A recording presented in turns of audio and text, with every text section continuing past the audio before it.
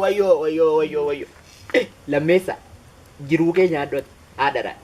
Waaqa lubbuu koo oolchite. Maaloo.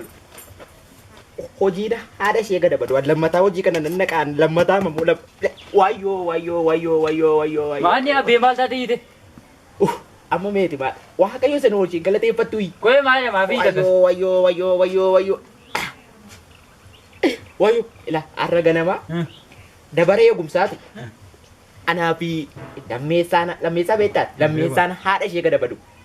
Ishee wajjin dabaree eegumsaatu nu ture. Kanaan booda Ai mokee. Amma namiyyee nu kabajaaman jiru namni karaa kana irra deemu.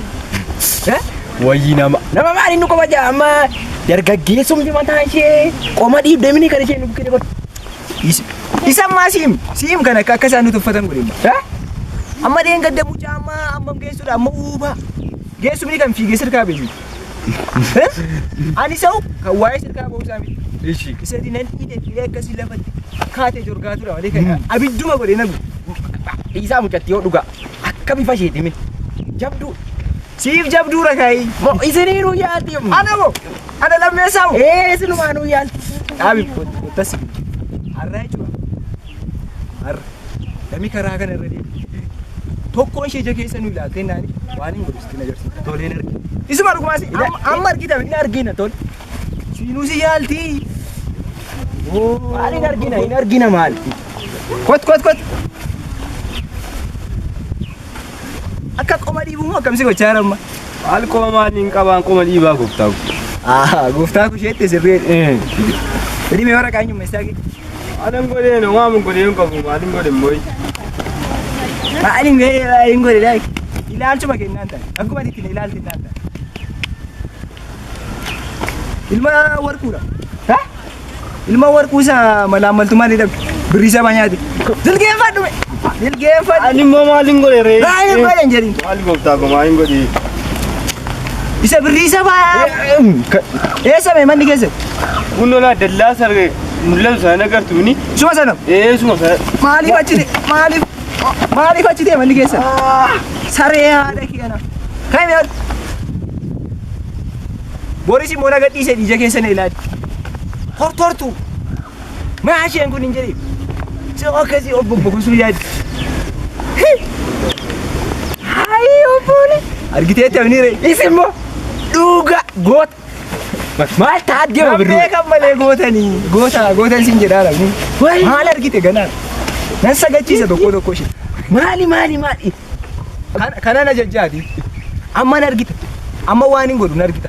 Tokkoon ishee ija keenya keessa ol jettee nu ilaalu. Maal aluun nichuma na dhibee malee. Kooreetiin siin jedhaa. Amma hin jiru itti kooreeti. Sin agarsiisa muudha.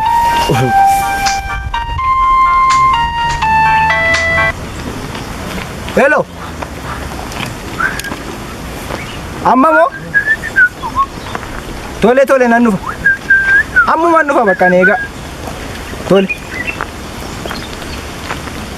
Siimo.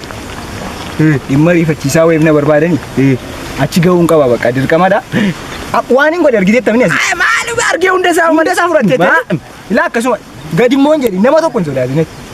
Nama ilaalchisaa sitti toluu didee waa micalleen. Tole. Kabachiisi bakka naannoo kana.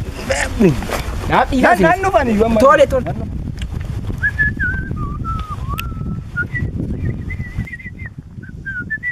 Ni qaboo jaartee.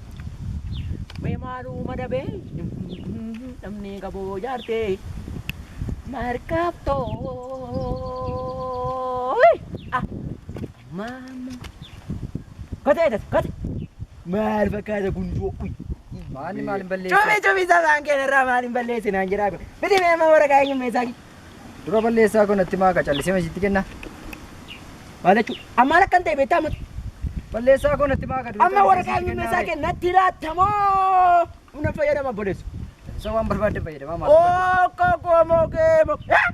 Isa waan barbaadde fayyadama. Maal akkan ta'e beektaa humna fayyadame itti. Maal akkan hojjedhu beektati amma anaanee maachira beektati amma maal akkan hojjedhu beektu humna fayyadame gaafate. Koota waraqaa meesaa kenna.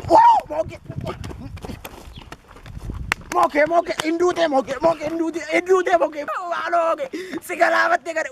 Lammeessa hojii kayyaadhu lammeessa. Maaloo dandeeka. Ahaa. Idaa silee yoo akkas ture. Tuun battala sana jiraadhee deeni itti jira dabalan ture. Anatti moo? Oyo. Maal kun fayyaa? Maal namni namittiinooti? Halloo.